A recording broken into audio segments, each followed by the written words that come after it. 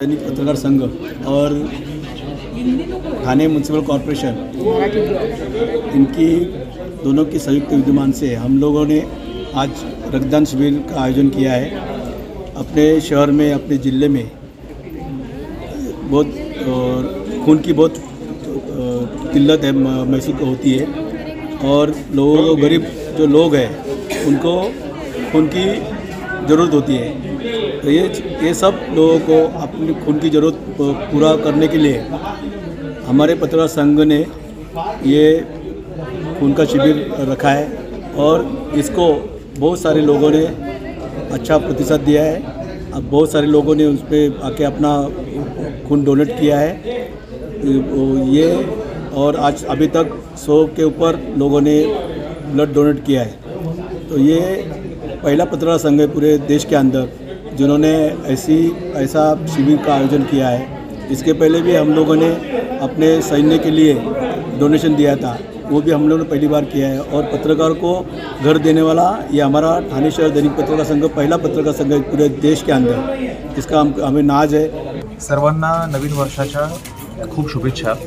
ठाणे शहर पत्रकार संघाच्या वतीने आज जो पत्रकार दिन उद्या होणार आहे त्याच्या औचित्याने रक्तदान शिबिराचं या ठिकाणी आयोजित केलेलं आहे। मी मनापासून पत्रकार संघाचं अभिनंदन करतो। आपण कुठला तरी एखादा दिन साजरा करण्यासाठी अनेक पद्धतीने त्याचा कार्यक्रम घेऊ शकतो, परंतु फार विधायक अशा उपक्रमाची आपण निवड केलेली आहे।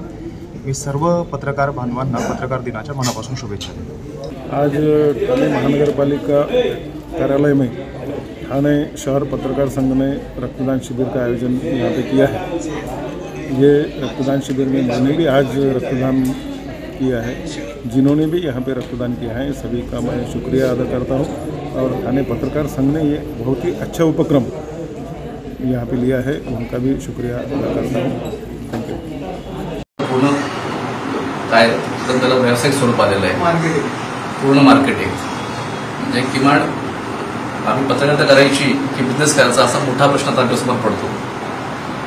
पूर्वी लिखाणात स्वातंत्र्य होतं, पण आजची परिस्थिती आपण म्हणजे मी महाराष्ट्रापुरतं बोलतो की आजची परिस्थिती खरंच पत्रकारिता खरंच मोकळी आहे का किंवा खरंच सक्षमपणे आपण लिहू शकतो का?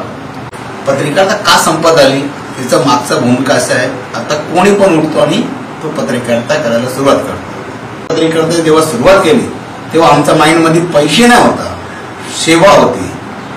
म्हणजे लोकांची जे दुःख आहे तो सरकारपर्यंत पोहोचवायचा आमचं कर्तव्य होतं, म्हणून आम्ही काम करत होतो। आज जसं आप्पा साहेबांनी सांगितलं की सर्व मागे चाललं, तिचं कारण आपणच आहे। आता जे भविष्य आहे ते बिकट आहे। त्याचं माझं स्वतःचं म्हणणं असं आहे, पत्रकारिता करताना स्वतःचा अगोदर बिझनेस करावा, नंतर पत्रकारिता करावा, नाही तर ना इकडचं ना तिकडचं। पत्रकार दिनानिमित्त सर्वांना हार्दिक शुभेच्छा। धन्यवाद।